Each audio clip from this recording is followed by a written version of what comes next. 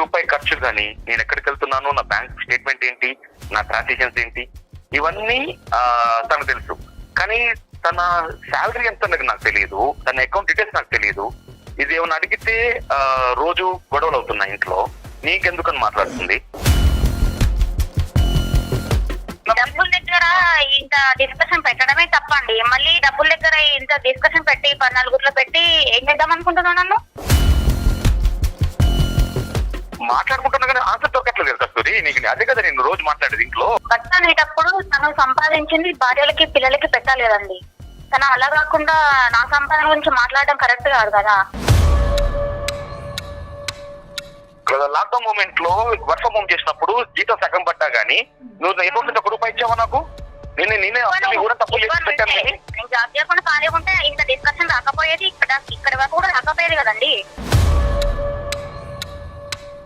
తల్లిదండ్రులకి చెప్పరా మీ డీటెయిల్స్ ఏమి, మీరు ఎక్కడికి వెళ్తున్నారు, ఎంత సంపాదిస్తున్నారు, ఎంత సేవ్ చేసి? చెప్తామండి, తనంటే భర్త కాబట్టి తనే చూసుకోవాలి ప్రతి ఒక్కటి. అమ్మ అతను ఫోన్ పేలు అతను గూగుల్ పేలు గురించి తెలుసుకున్న దానివి, ఇదిగోండి నా ఖర్చు ఇది నా సంపాదన అని ధైర్యంగా చెప్పమ్మా. అది నీ మొగుడికి ఇచ్చే రెస్పెక్ట్ అమ్మా. అది నీ శాలరీ ఎంతో భర్తకి చెప్పేదానికి అవకాశం ఉందా లేదా? చెప్పానండి, అదంతే నేను చెప్పానండి, అది నా పర్సనల్ విషయం. చెప్పకుండా ఇప్పుడు నా అకౌంట్ అన్ని చెక్ చేస్తావు కదా. నేనైతే చెప్పాను, నువ్వేమైనా అనుకో, నేనైతే చెప్పాను. ప్రశ్నకి కరెక్ట్గా సూటిగా సమాధానం చెప్పగలిగేటటువంటి దమ్ము ధైర్యం ఉంటే కనుక నువ్వు చెప్పు. నువ్వు చెప్పొద్దు, ఈ రోజు నుంచి నువ్వు చెప్పడం ఆపేసే, మీ ఆయన కూడా చెప్పడం ఆపేస్తాడు. ఓకేనా నీకు?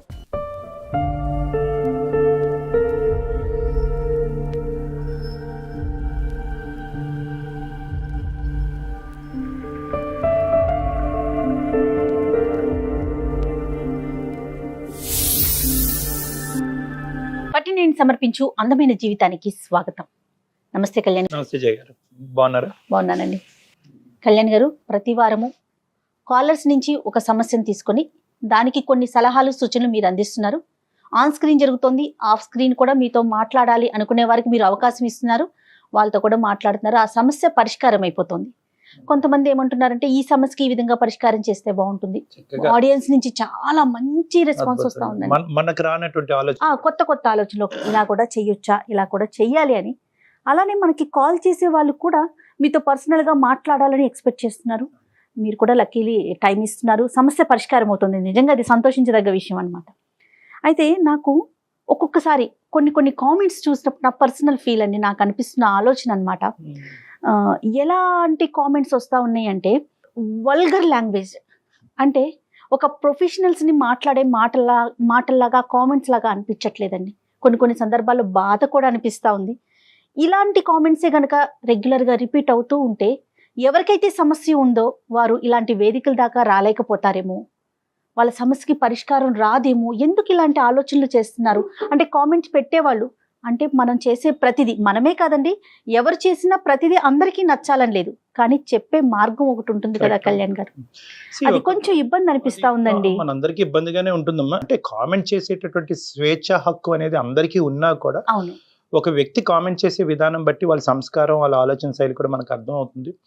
ఒకటి ప్రేక్షకులకి ప్రధానంగా గుర్తుపెట్టుకోవాల్సినటువంటి అవసరం ఏముందంటే, ఎంతో ఆలోచించి ఫోన్ కాల్ చేయొచ్చా వద్దా, ఫోన్ కాల్ చేస్తే కనుక మన జీవితం బట్టబయలు అవుతుంది, పబ్లిక్ అవుతుంది అనేటటువంటి ఆలోచనతో వాళ్ళు ఎంతో కాలం బట్టి సంకోచిస్తూ బాధపడుతూ లేదు తప్పదు అనేటటువంటి విపరీతమైన బాధతో, ఒక వేదనతో ఈ సమస్యకు ఒక పరిష్కారం దొరుకుతుంది ఈ వేదిక మీద అనే ఆలోచనతో అతి కష్టం మీద వచ్చి మనకు ఫోన్ చేసేటటువంటి వాళ్ళకి చాలా ధైర్య సాహసాలు ఉండి చాలా మంది ముందుకు వచ్చి మాట్లాడుతున్నారు. వాళ్ళకి హ్యాట్స్ ఆఫ్ నిజంగా. ఎందుకంటే కనుక కేవలం నా సమస్య అనేదే కాదు, నా సమస్య లాంటి సమస్యలు ఎవరికన్నా ఉన్నా కూడా వాళ్ళకి ఈ వేదిక ద్వారా ఒక పరిష్కారం దొరుకుతుంది అనే ఉద్దేశంతో కూడా చాలా మంది కాలర్స్ మనకి కాల్ చేయడం జరుగుతుంది. అలా వచ్చేటటువంటి వాళ్ళకి ఈ కామెంటింగ్ పద్ధతి అనేటటువంటి ఒక ప్రోత్సాహకరంగా ఉండాలి మేడం. అది నాకు మెయిన్గా ఏంటంటే, ఒకటి ఏంటంటే వల్గర్గా కామెంట్ చేయటం, రెండోది ఏంటంటే ఈ మాట ఎక్కడో విన్నట్టుంది అంటే ఏంటంటే గొంతు ఎక్కడో ఈ విన్నా- గొంతు ఈ ఎక్కడో comment ని విన్నట్టుంది, కిందటి గొంతుకు ఈ గొంతు ఒకేలా ఉంది అంటే కనుక పాపం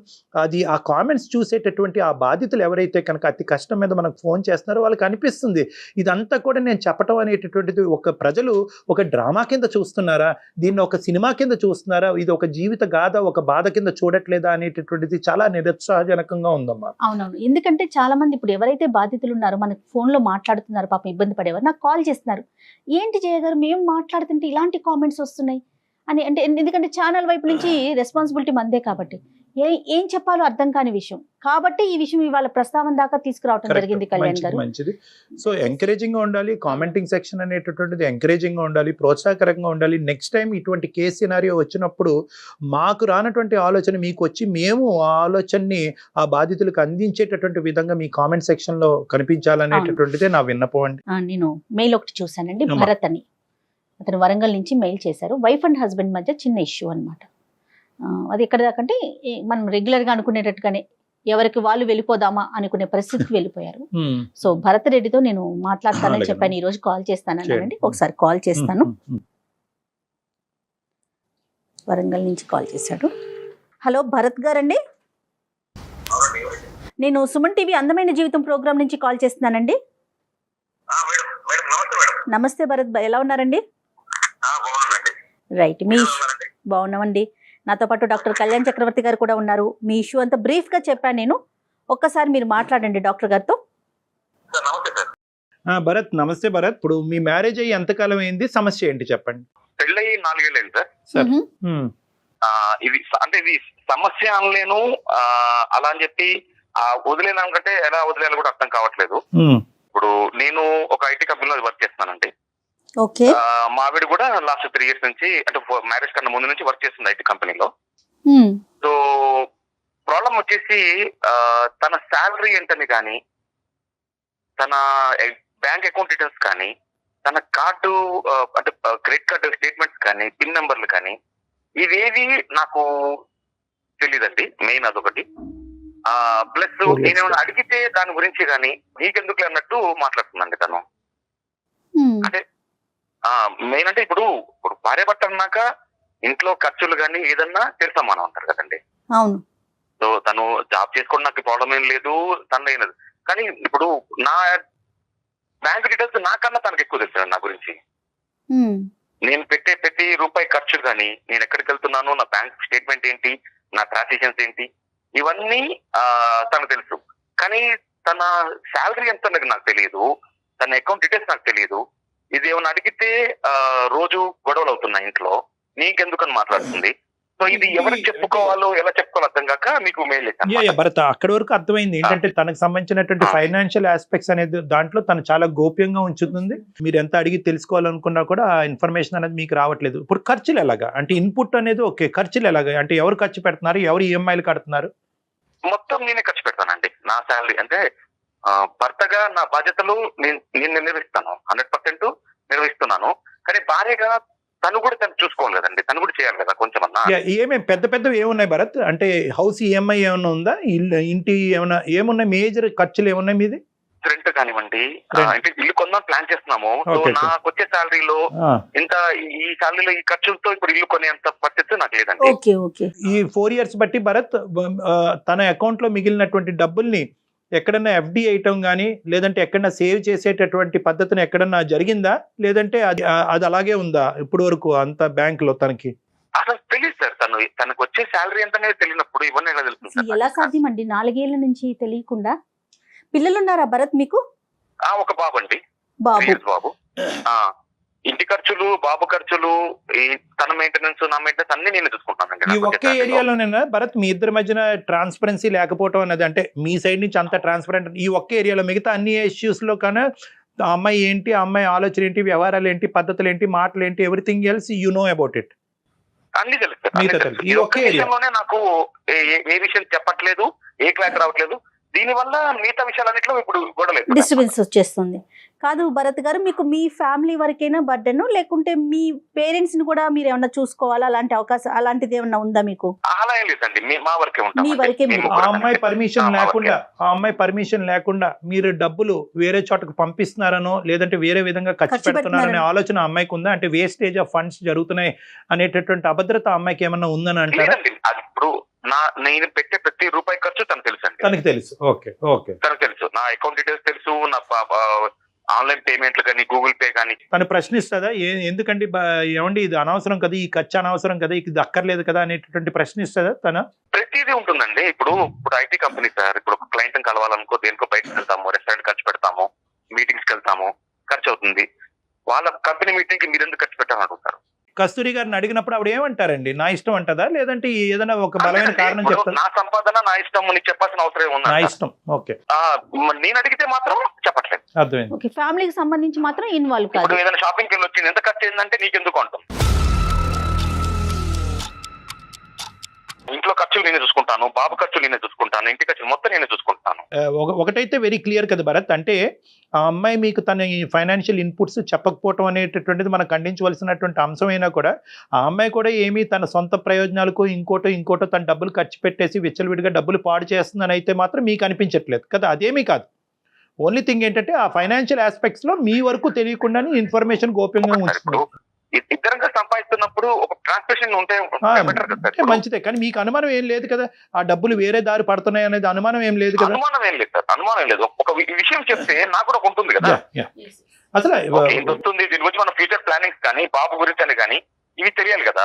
ఒకటైతే నేను ఖచ్చితంగా చెప్పగలను భరత్ గారు, ఇక్కడ మీరు అనుమానం పడి భయపడవలసినటువంటి అంశం ఏమీ లేదు. ఏదో బలమైనటువంటి కారణం అయితే బ్యాక్గ్రౌండ్ లో ఉండే ఉంటుంది. ఎటొచ్చి ఆ అమ్మాయి ఏంటంటే చెప్పట్లేదు. నెంబర్ 2 ఏంటంటే నా ఇష్టం అనేటటువంటి పదం ఇక్కడ కరెక్ట్ కాదు, సబబు కాదు. ఒక 4 సంవత్సరాల పాటు జీవితాన్ని ప్రారంభించిన తర్వాత నా ఇష్టం నీ ఇష్టం అనుకుంటే అది సంసారం అనరు. మనం సహజంగా చూస్తాం, అబ్బాయిలు చెప్పరు నా సంపాదన నా ఇష్టం నీకేంటి చెప్పే అనే నేచర్ చూస్తూ ఉంటాం, ఎక్కువగా చూస్తుంటాం.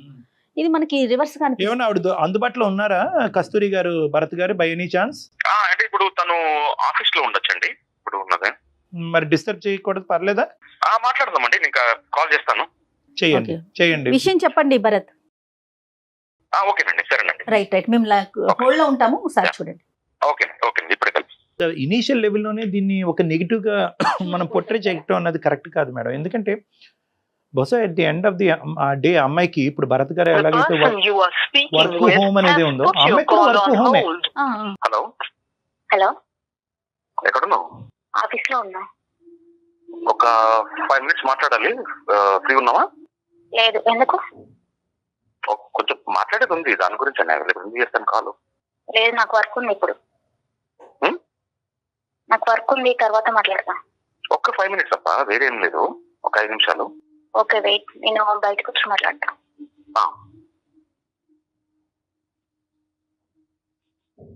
హలో, మాట్లాడచ్చా? మాట్లాడు. ఇప్పుడు నేను ఒక డాక్టర్ గారితో కల్పిస్తాను కాన్ఫరెన్స్ కాల్. సో ఒక డాక్టర్ గారు ఉన్నారు, ఆయన ఫోన్ కాల్ కల్పిస్తాను, కాన్ఫరెన్స్ కాల్. ఒక్కసారి అంటే ఎందుకు అనేది ఏం చెప్పాలి? భరత్ నువ్వు సరిగ్గా చెప్పట్లేదు అయ్యా, ఒక్క నిమిషం ఆగు భరత్. అది కాదు భరత్. అమ్మ కస్తూరి సారీ అమ్మ, భరత్ భయపడుతున్నాడు, ఎక్కువ ఫీల్ అవుతున్నట్టున్నాడు. నా పేరు డాక్టర్ కళ్యాణ్ చక్రవర్తి అమ్మ, నేను జయ గారితో పాటు ఉన్నాను. మేము సుమన్ టీవీ అందమైన జీవితం నుంచి మాట్లాడుతున్నాము. బేసికలీ మీ భర్త గారు ఏంటంటే మాకు ఈమెయిల్ పంపించారు, ఏంటంటే నాకు నా భార్య మధ్యన రిలేషన్షిప్ చాలా బాగుంది, ఏ సమస్య లేదు, కానీ ఒక చిన్న అంశంలో మా ఇద్దరి మధ్యన తర్జన భర్జన అవుతుంది. అది మాత్రం ఆ ఇష్యూని మీరు రిజాల్వ్ చేస్తే కనుక మా అంత అద్భుతమైన జీవితం ఎవరికి ఉండదేమోనండి అతను చెప్పాడు. ఆ ఒక్క ఇష్యూ ఏంటంటే కనుక ఫైనాన్షియల్ ట్రాన్స్పరెన్సీ, అంటే ఆర్థిక పరమైనటువంటి అంశాల్లో మా భార్య తన సైడ్ నుంచి ఉండేటటువంటి లావాదేవీలు ఎంత ఇన్పుట్ ఎంత అవుట్పుట్ అనేటటువంటి ఇన్ఫర్మేషన్ నాకు అస్సలు తెలియట్లేదండి. అడిగితే కనుక నా ఇష్టం నీకు అనవసరం అనేటటువంటి మాట వస్తుంది. అదే రివర్స్లో చూసుకుంటే కనుక నాకు సంబంధించినటువంటి అంశాలు అన్నీ కూడా ఓపెన్ బుక్ అండి, తనకు అన్నీ తెలుసు అని అంటున్నాను. సో దీనివల్ల అతను కొద్దిగా బాధపడుతున్నాడమ్మా. అది ఏంటి అనేటటువంటిది ఆ ఒక్క ఇష్యూ రిజాల్వ్ చేసుకుంటే మీరిద్దరూ హ్యాపీగా ముందుకెళ్ళొచ్చు అనే ఉద్దేశంతో మేము ఈ ఇష్యూని టేకప్ చేసి మీకు ఏదైనా మాట్లాడుతున్నాం అనమాట. ఇంకా మీ ఇద్దరి మధ్య ఎటువంటి ఇష్యూ లేదని చాలా హ్యాపీగా ఉంటున్నారని కూడా చెప్పారండి. భర్త అనేటప్పుడు తను సంపాదించింది భార్యలకి పిల్లలకి పెట్టాలి కదండి. కానీ అలా కాకుండా నా సంపాదన గురించి మాట్లాడడం కరెక్ట్ కాదు కదా.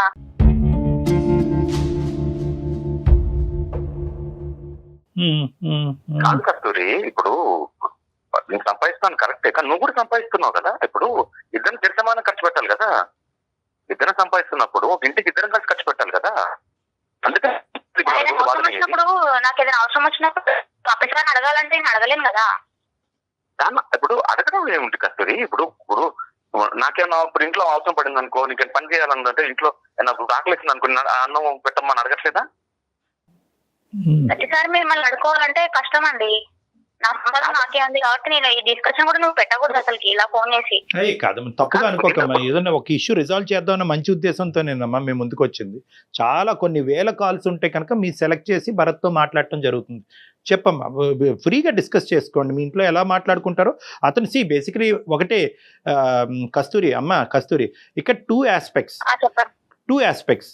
ఫస్ట్ ఆస్పెక్ట్ క్లియర్ అయిన తర్వాత సెకండ్ ఆస్పెక్ట్ మాట్లాడుకుందాం. మొదటి అంశం ఏంటంటే సంపాదన గురించి, భార్య సంపాదన గురించి భర్తకి సంపాదన గురించి భార్యకి తెలియవలసినటువంటి అవసరం ఉందా లేదా, ఇది నెంబర్ 1. నెంబర్ 2 ఏంటంటే కనుక ఎవరు ఎంత కాంట్రిబ్యూట్ చేస్తారు, ఎవరు ఎంత ఖర్చు పెడతారు, దాని సంగతి తర్వాత మాట్లాడదాం. దాని తర్వాత సంగతి ఇక్కడ ఫస్ట్ ఆఫ్ ఆల్ ఏంటంటే ఖర్చులు, ఇన్పుట్, అవుట్పుట్. అసలు ఈ ఫస్ట్ ఫ్యాక్టర్ గురించి చెప్పడానికి నీకేంటి ఇబ్బంది? ట్రాన్స్పరెన్సీ ఎందుకు లేదు? అతని శాలరీ గురించి నీకు తెలిసినప్పుడు, అతని ఖర్చుల గురించి నీకు తెలిసినప్పుడు, ఏ ఖర్చు ఎంత పెడుతున్నాడు అనేది ప్రశ్నించేటటువంటి హక్కు నువ్వు తీసుకున్నప్పుడు నీ గురించి అతను తెలుసుకోవటంలో తప్పేంటి? ఫస్ట్ ఇది క్లియర్ చేయి నాకు. నీ ఫైనాన్షియల్ ఆస్పెక్ట్ గురించి భరత్ గారు తెలుసుకోవాల్సినటువంటి దాంట్లో ఎందుకు సంకోచిస్తున్నావు? Why are you not transparent? ఎందుకు చెప్పట్లేదు? అదొక్కటి చెప్పు. చెప్తే ఏమైనా ప్రాబ్లం వస్తుందనా? ప్రాబ్లం అంటే ఇప్పుడు తను చేసుకున్నది ఎందుకండి? మమ్మల్ని చూసుకోవడానికే కదా సార్.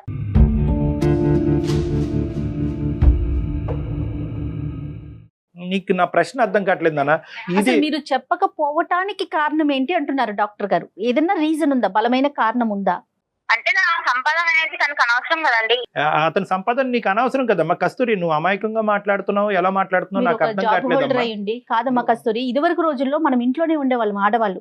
ఎప్పుడు మన అమ్మమ్మలు ఇంకా ఇప్పుడు అలా కాదు కదా. మగవారితో సమానంగా మనం బయటకు వస్తున్నాం, మనం కూడా సంపాదిస్తున్నాం కదా. ఇదివరకు రోజుల్లో ఆడవాళ్ళు ఇంట్లో ఉండేవాళ్ళు కాబట్టి భర్తే చూసుకోవాలి, కుటుంబాన్ని పోషించాలి అనేవారు. ఇప్పుడు ఆ రోజులు మారాయి కదా కస్తూరి. అమ్మ, నీ రూపాయి భరత్కి అక్కర్లేదు, నీ రూపాయి ఈ ఇంటిలో 10 కాపాడటం గురించి, పోషించడం గురించి అక్కర్లేదు. ఫస్ట్ ఆఫ్ ఆల్ నీ శాలరీ ఎంతో భరత్కి చెప్పేదానికి అవకాశం ఉందా లేదా? చెప్పానండి, అదంతే నేను చెప్పానండి. అది నా పర్సనల్ విషయం.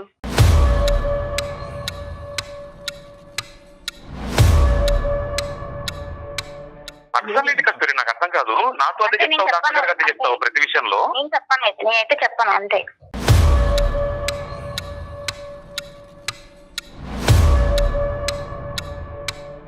నేను ఎందుకు చెప్పాలి చెప్పు?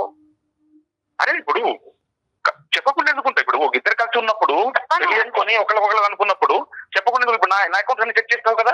నేనైతే చెప్పాను, నువ్వేమైనా అనుకో, నేనైతే చెప్పాను. కాదు నాన్న, కాదు నాన్న, ఇదంతా మొండిగా మాట్లాడుతుంది. You're not taking your life anywhere. అనవసరంగా శుభ్రంగా ఉండవలసినటువంటి జీవితాన్ని చేతులారా చెడగొట్టుకున్నట్టు అవుతుంది. అది పద్ధతి కాదు కస్తూరి. ఒక్కసారి నీ సెన్సిబిలిటీ యూజ్ చేసి మాట్లాడి, ఇమోషన్తో మాట్లాడద్దు.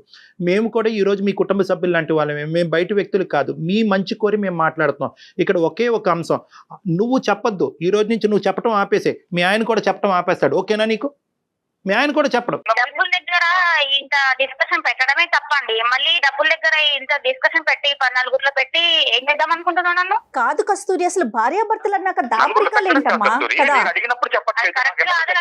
కాదు కస్తూరి, నేనైతే ఏమన్నా అనుకో, నేను బరాబర్ చెప్పను. నేను అలాంటి కస్తూరి నాకు అర్థం కాదు. నేను అంతే అంట. ఇంట్లో ఉన్నప్పుడు వేరు, ఇప్పుడు ఇక్కడ తీసుకొచ్చినావు అంటే నేను ఎందుకు చెప్పాలి నీకు? అమ్మ, అతను నాకు ఫోన్ చేసినందుకు, నీ పర్మిషన్ లేకుండా ఈ సబ్జెక్ట్ ఇక్కడ తీసుకొచ్చినందుకు అతని తరపున నేను నీకు సారీ చెప్తున్నాను. కానీ ఇప్పుడు సబ్జెక్ట్ రిజాల్వ్ చేద్దాం. ఓకే, నీకు చెప్పకుండా ఇలా తీసుకురావటం కూడా ముందే చెప్పాలి. భరత్, నిన్న రాత్రి నువ్వు ఇలా ఫోన్ రావచ్చు, వాళ్ళ దగ్గర నుంచి రావచ్చు, అప్పుడు నేను నీకు ఫోన్ కలుపుతాను. అదే అందుగురించి నువ్వు అప్సెట్ అయ్యావని నాకు అర్థం అవుతున్నామా. అందుకే నువ్వు అంత మొండిగా వాదిస్తున్నావు అని చెప్తున్నాను. నేను ఏమంటున్నానంటే అతను ముందుగానే నిన్ను ప్రిపేర్ చేయవలసింది. ఓకే, ఇది పక్కన పెడదాం తల్లి. ఇప్పుడు ఏంటి, నీ డబ్బు ఒకప్పుడు ఆ పర్టికులర్స్ అన్నీ చెప్తే దాంట్లోంచి కాంట్రిబ్యూషన్ అడుగుతాడు అనే భయమా, లేదంటే నా చదువు, నా తల్లిదండ్రులు నన్ను చదివించారు, నా ఉద్యోగం, నా శాలరీ కాబట్టి దీంట్లో నీకెక్కడా కూడా నీకు పాత్ర లేదు అనేటటువంటి చెప్పేటటువంటి ఉద్దేశమా ఏంటిది? అంతే కదండి. నాకైతే నా తల్లిదండ్రులు నన్ను చదివించినారు కాబట్టి ఆ శాలరీ అని నాకే ఉంటుంది అంతే. నేను తనని మాత్రం 1 రూపాయి కూడా అడగను ఎప్పుడు. కానీ భార్య పెళ్లి చేసుకున్నందుకు భార్యకి పెట్టాల్సినది బాధ్యత తనదే ఉంటది. భార్యకి పిల్లలకి పెట్టాల్సిన బాధ్యత తనదే. పెట్టాల్సిన కాబట్టి బాధ్యత నేను ఉంటుంది. మాత్రం దాపరికాలు ఉండకూడదు కదా కస్తూరి, మీరు అది ఆలోచించట్లేదు. భర్తే దాపరికం అంటే చూసుకోవాలి. నాకు నచ్చని విషయం ఏంటంటే అది డబ్బుల గురించి మాత్రం నిన్న ఎప్పుడు అడగకూడదండి. భార్యని చూసుకోవాల్సిన తనే కాబట్టి తనే పెట్టాలి అంతే అండి. నేనైతే ఎప్పుడు ఈ టాపిక్ మాత్రం ఎప్పుడు డిస్కషన్ చేయొద్దు అనుకున్నా, మళ్ళీ ఇక్కడ దాకా తీసుకొచ్చింది ఇది.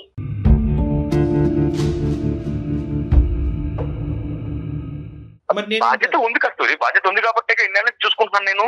కానీ నీ బాధ్యత కూడా ఉంటుంది కదా నాకు వేరు, ఇప్పుడు చెప్పడానికి. తీసుకొచ్చింది వేరు. ఈ టాపిక్ ని ఇక్కడే ఇంతకు ముందే మాట్లాడుకున్నాం కదా, అయిపోయింది. మళ్ళీ ఇక్కడ దాకా తీసుకొచ్చినావు అంటే నేను ఏమన్నాను? నేను మాట్లాడుకుంటున్నా కానీ ఆన్సర్ దొరకట్లేదు కస్తూరి నీకు. అదే కదా నేను రోజు మాట్లాడేది ఇంట్లో.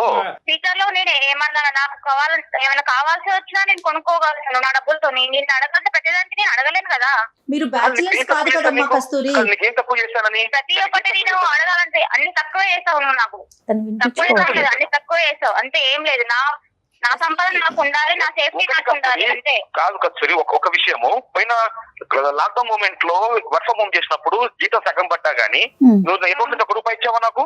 నేనే అసలు కూడా తప్పు చేసి పెట్టాను కానీ ఇచ్చావా నాకు? ఇచ్చావా అని క్వశ్చన్ మార్క్ అడగడం వేస్ట్. భరత్, ఇవ్వటం మాట చాలా దూరం విషయం అయ్యా. నువ్వు ఇవ్వటం గురించి వదిలేసే. చెప్పాలి కదా. ఇవ్వటం అమ్మాయి కాంట్రిబ్యూట్ చేయాలని అనుకోవట్లేదు క్లియర్ కట్గా. అట్లీస్ట్ ఏంటంటే ఇది నేను అమ్మాయికి ఏం అర్థం అయ్యేటట్టు ట్రై చేస్తున్నానంటే, ఇది ఒక సెల్ఫ్ రెస్పెక్ట్ సంబంధించినటువంటి ఒక అంశం. అంటే భర్త యొక్క శాలరీ తెలుసుకున్నటువంటి భార్య, నా శాలరీ చెప్పటం నీకు అనవసరం, నా ఫైనాన్షియల్ ఆస్పెక్ట్ నీకు అనవసరం అంటే కనుక ఇది ఒక గౌరవానికి సంబంధించినటువంటి అంశం. ఓకే, దాని వెనకతలో ఒక బలమైనటువంటి కారణం ఉందనుకోండి. చాలామంది భార్యలు నా దగ్గరికి వస్తూ ఉంటారు, ఏమో చెప్పొచ్చు కదా మీ ఆయనకంటే. ఎందుకు సార్, రేపటి నుంచి నన్ను హింస పెడతాడు, బాధ పెడతాడు, మందు బాటలు కొనుక్కొని వచ్చి ప్యాకెట్ ఆడి తందనాలు ఆడతాడు సార్, అందు గురించి నాకేమీ రాలేదు, నేనేం చేయట్లేదు, లేదంటే వచ్చిన డబ్బులు ఎక్కడో తాకట్టు పెట్టానని చెప్తే కనుక పోతుంది కాబట్టి నేను చెప్పనండి అంటారు. సో ఇక్కడ కూడా మేము ఏమంటున్నామంటే, మీ భర్తకి ఎటువంటి అలవాట్లు లేవు, మీ భర్త ఏమి ఇప్పుడు నీ జుట్టు పట్టుకునో నిన్ను థ్రెట్ చేసో నీ డబ్బులు ఇక్కడ కాంట్రిబ్యూట్ చేయాలనేటటువంటి అంశం గురించి అతను ప్రస్తావించట్లేదు. మాకు ఫోన్ చేసినప్పుడు కానీ మా ఈమెయిల్లో కానీ ఎంత ఖర్చు అంతా నేను ఖర్చు పెడతానని అన్నాడే కానీ నా భార్య కాంట్రిబ్యూట్ చేస్తే బాగుంటుంది అనేటటువంటి సబ్జెక్ట్ అందులో లేదు. మెయిన్ ఏమన్నాడంటే ఎందుకు ఈ దాపరికం అడిగేవాళ్ళు కాదు కదా. నేను జాబ్ చేయకుండా ఖాళీ ఉంటే ఇంత డిస్కషన్ రాకపోయేది, ఇక్కడ వరకు కూడా రాకపోయేది కదండి.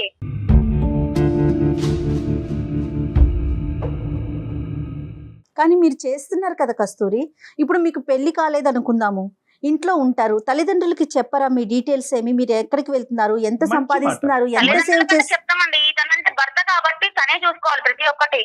ఆ రెస్పాన్సిబిలిటీ అనేది తనకు ఉన్నది. కాదు కస్తూరి, ఒకసారి ఆలోచించండి. తను చూడను అనట్లేదు. She's thinking that that area of our life is exclusive. అది తనకి సంబంధించింది, తన వాళ్ళ తల్లిదండ్రులు పడినటువంటి కష్టానికి వచ్చినటువంటి ప్రతిఫలం కాబట్టి ఆ అంశానికి సంబంధించినటువంటి ఇష్యూ ఎవరికి తెలియక్కర్లేదు అనే ఒక బలమైనటువంటి బీజం ఈ అమ్మాయి బ్రెయిన్ లో పడింది.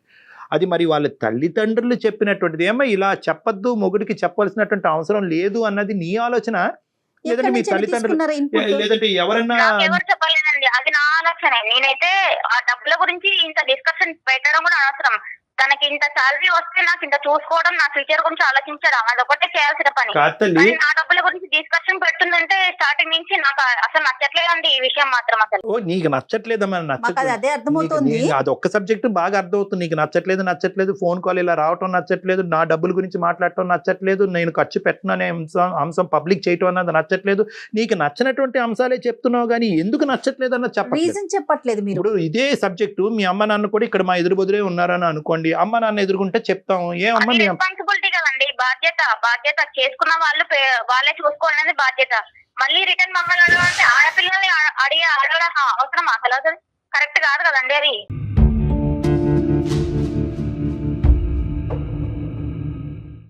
ఆడవాళ్ళ సొమ్ము తిన్నాం కరెక్టా? ఆడవాళ్ళ డబ్బుల గురించి నువ్వు డిస్కషన్ పెట్టినావంటే ఇది ఎక్కడ వరకు వచ్చింది మ్యాటరు?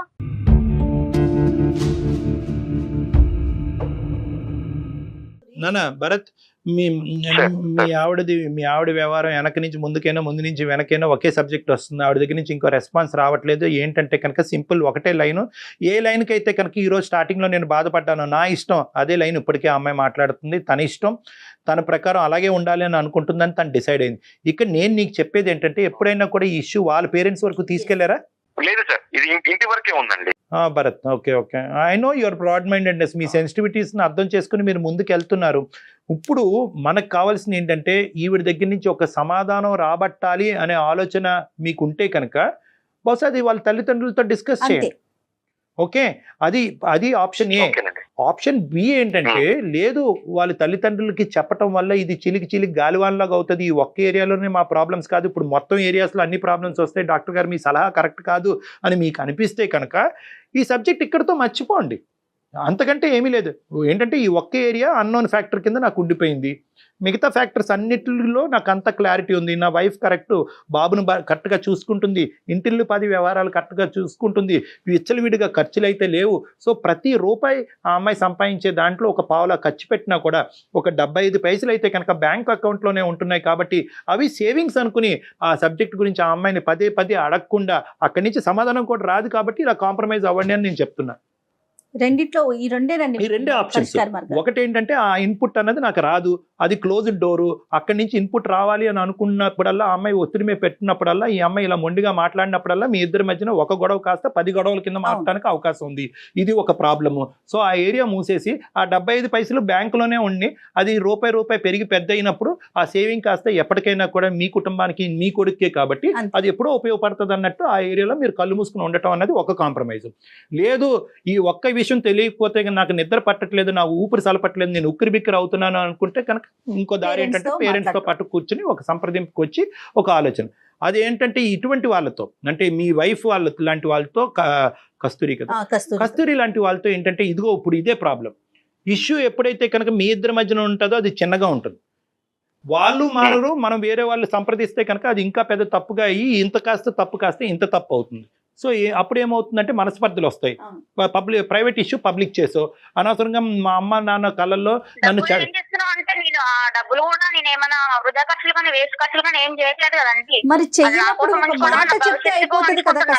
అమ్మ అతను ఫోన్ పేలు అతను గూగుల్ పేలు గురించి తెలుసుకున్న దానివి, ఇదిగోండి నా ఖర్చు ఇది నా సంపాదన అని ధైర్యంగా చెప్పమ్మా. అది నీ మొగుడికి ఇచ్చే రెస్పెక్ట్ అమ్మా, అది నీ మొగుడికి ఇచ్చే రెస్పెక్ట్, అది గౌరవం, అది మర్యాద.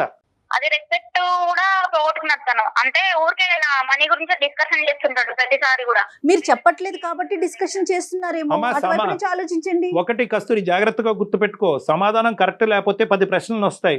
ప్రశ్నకి కరెక్ట్ గా సూటిగా సమాధానం చెప్పగలిగేటటువంటి దమ్ము ధైర్యం ఉంటే కనుక నువ్వు చెప్పు, ఇది transparent, this is an open book అని నువ్వు చెప్పు. మీ ఆయన నీకు ఎలా అయితే చెప్తున్నాడో అలా చెప్తా. నేను కూడా అంతే అంటున్నాండి, నా భవిష్యత్తుకి నా పిల్లల భవిష్యత్తుకి నేను చూసుకుంటున్నాను, నా పర్సనల్ మనీ అనేది నాకు అంతే, అది నా భవిష్యత్తులో నా పిల్లలకి నాకు సమస్య కాబట్టి నేను అలా అంచుకుంటున్నానండి.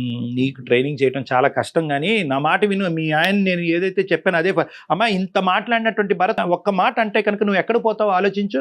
ఒక్క మాట అనలేదు, ఈ రోజు నుంచి నా ట్రాన్సాక్షన్స్ గురించి కూడా నీకు చెప్పను, ఈ రోజు నా డబ్బులకి నీ డబ్బులు నువ్వు ఎలా ఖర్చు పెట్టుకుంటున్నావు, నా డబ్బులకి నేను ఖర్చు పెట్టుకుంటాను, ఇంటి అద్దె ఎవడు కట్టుకుంటాడు చూసుకుందాం అని ఒక్క మాట అంటే కనుక ఏమవుతుంది చెప్పు. నీ ప్రశ్నకి ఇంత మాట్లాడగలవా నువ్వు? ఆయన బాధ్యత అంటుంది, ఇంత మాట్లాడగలవా? బాధ్యత ఏంటమ్మా? బాధ్యత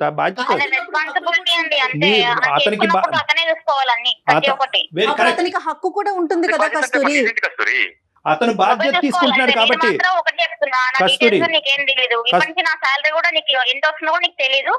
నేను ఒక్క మాట మాత్రం నువ్వు అర్థం చేసుకో, నేనేమంటున్నానంటే బాధ్యత అతను తీసుకుంటాడు, అతనికి గౌరవం ఇచ్చేటటువంటి మినిమం కామన్ సెన్స్ నీకు ఉందా? నీ భర్తకి గౌరవం ఇచ్చే కామన్ సెన్స్ ఉందా? గౌరవం ఇచ్చే కామన్ సెన్స్ ఉంటే కనుక మొత్తం అన్ని ఇచ్చానండి, అంత పోగొట్టుకున్నట్టనే. ఇప్పుడు డబ్బుల గురించే డిస్కషన్ ఇక్కడ దాకా వచ్చింది. ఓన్లీ డబ్బుల వల్లనే పోగొట్టుకున్నాడమ్మా కస్తూరి, మిగతా విషయాల్లో బానే ఉంటారా అతను భరత్? మిగతా విషయాల్లో బానే ఉంటారండి, ఊరికి సాలరీ గురించి ఎంత వస్తుంది మరి ఒక్క స్టెప్ ముందుకెళ్ళి మీరు చెప్పలేరా? అంటే చెప్తావు, అన్ని ఖర్చులు చూసుకోవాలంటే తను నాకు ఫ్యూచర్ కోసం నేను ఉంచుకుంటాండి. నీ భర్త కాదా, నీ బిడ్డ కాదా?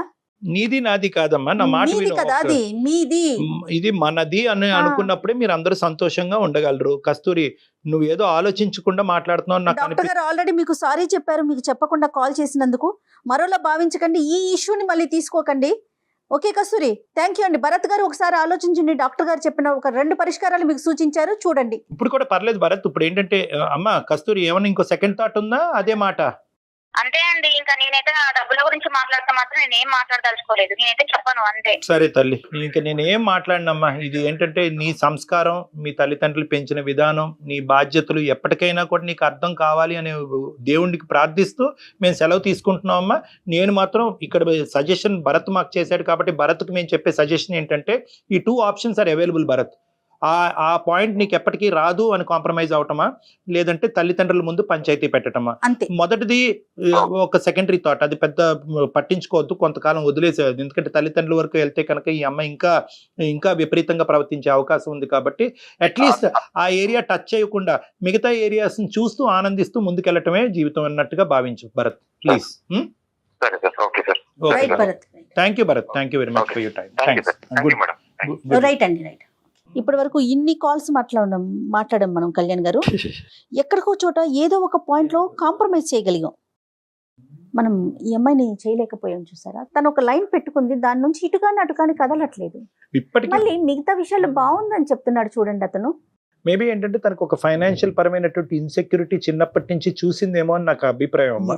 సో బ్యాక్గ్రౌండ్ లోకి వెళ్తే కనుక బహుశా మనం ఇంకా టైం సరిపోలేదు కానీ బ్యాక్గ్రౌండ్ లోకి వెళ్తే కనుక తల్లిదండ్రులు డబ్బుల విషయంలో ఎంత జాగ్రత్తగా ఉండాలి, మన డబ్బుని మనం ఎలా కాపాడుకోవాలి అనేటటువంటి ఇంగ్రీడియంట్ ఈ అమ్మాయి బ్రెయిన్ లో బాగా బీజం వేసినట్టున్నారు. అందుగురించి నేను ఏమంటున్నానంటే ఆ ఆప్షన్ కూడా ఇచ్చాను. బహుశా ఇక్కడ రానటువంటి నిజాలు తల్లిదండ్రుల ముందు కూర్చుంటే కనుక ఆ నిజాలు వస్తాయేమో అని అంటున్నాను. అది బహుశా భరత్ జాగ్రత్తగా ఆలోచించుకుని ఆ విషయంలో ఒక నిర్ణయం తీసుకుంటే మంచిదమ్మా. రైట్ అండి, thank you so much Kalyan ji. నమస్తే. అందమైన జీవితం సమర్పిస్తున్న వారు 49 అంటే సంతోషం, 49 అంటే సంతానం. సమర్పిస్తున్న వారు అనిల్ నాయర్ క్లాసెస్. సులువైన పద్ధతిలో ఆన్లైన్ కోచింగ్ ద్వారా అత్యుత్తమ విద్యాబోధన అనిల్ నాయర్ ప్రత్యేకత.